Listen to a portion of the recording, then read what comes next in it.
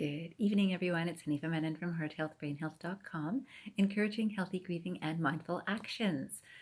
Tonight, my thoughts, throughout the day, have been contemplating on the idea of equanimity. And equanimity is a word that I think many of us have heard. It's not a word that's used so regularly in our day to day language, so I thought I would let you know the meaning of this according to the dictionary definition. This is a noun, equanimity, and it means mental calmness, composure, and evenness of temper, especially in a difficult situation. So, again, mental calmness, composure, and evenness of temper, especially in a difficult situation. Now, I think that we actually would all appreciate people like this around us, right? So, especially when we're going through a not easy situation, sometimes people will turn to what we term mediators, right? So, let's say there's a relationship concern, they may turn to a mediator, um, which again is so beautiful, right? I think that's a beautiful thing that there's some sort of compromise that is trying to be reached between two people. Now imagine if we were doing that ourselves, right? If we were the ones that were able to have this calmness and composure, even in a difficult situation. And I think that's the only place or the best place that we can work from is noticing what we're doing ourselves. Of course, emotional intelligence training, which you know I do, and you can reach out to me to ask me about my course that's about that. But emotional intelligence in general, if you were to read about it or to understand it and then to apply it, you would understand that this is kind of the intention. It's about mindfulness and mindfully being aware of our own experience and perhaps someone else's experience. And of course, when we go one step beyond, it's actually having value for all experience. I thought a very good quotation that I came across about this was by someone named Dada Bhagwan. And his quotation says, "It is considered equanimity when attachment does not arise towards someone who offers flowers and abhorrence does not arise towards someone who is pelting stones." Ooh, big, right?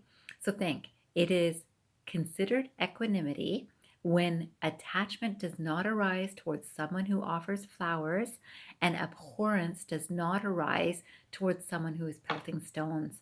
So this is interesting, right? So when someone is really not kind, we can see it towards other people, or we can see it towards ourselves, and how we can really have. So the word here was abhorrence. I think a very common word would be hate.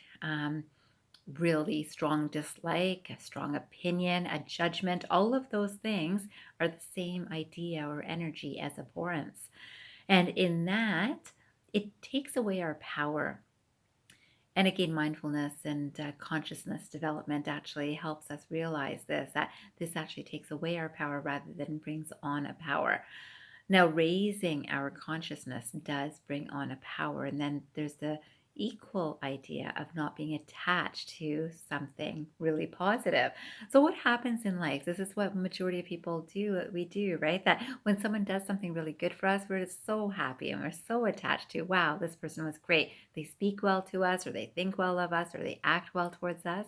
And we then become attached, not only to that person, but then to those actions. Now, oh, every day I saw them, they'd always bring me a cup of coffee, and then suddenly they didn't bring me a coffee.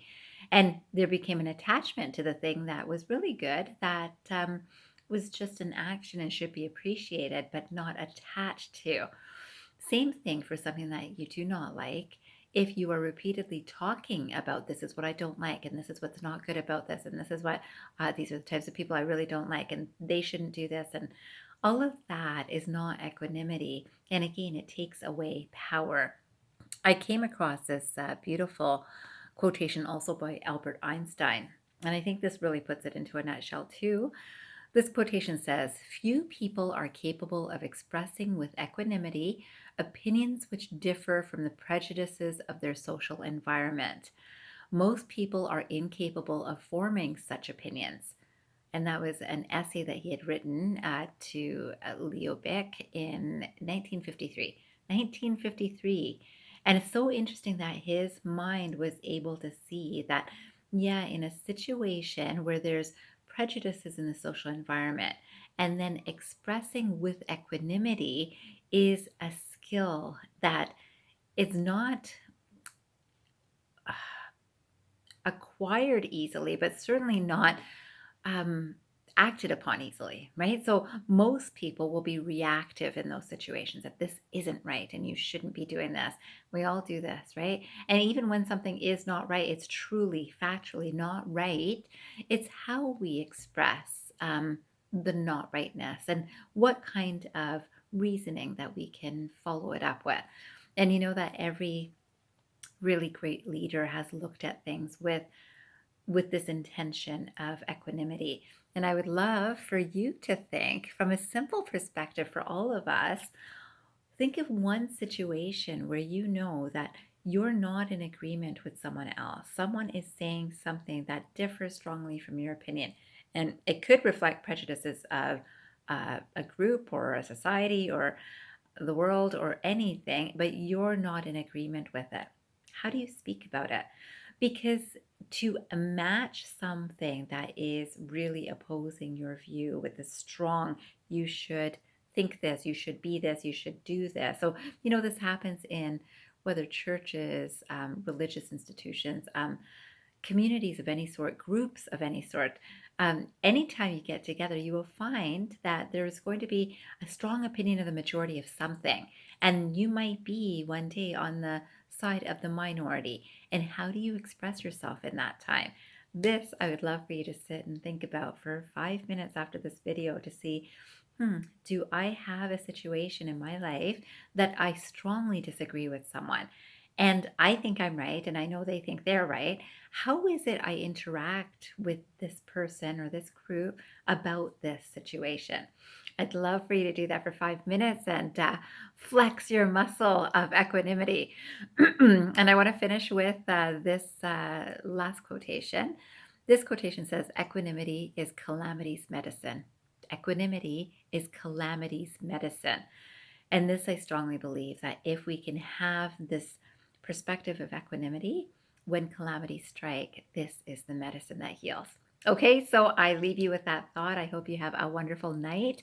And I hope you remember, transform your mind and transform your life. Have a great day, everyone, and night. Bye-bye.